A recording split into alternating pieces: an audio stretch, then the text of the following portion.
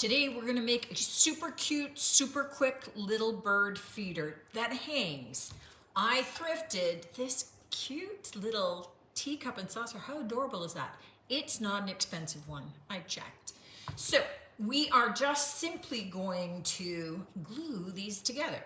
Now we want to do it on a slant. I have some Gorilla Construction adhesive, which is pretty strong and durable. I like a lot. And I also have E6000. Either one of these glues on its own would work great. They work even better together.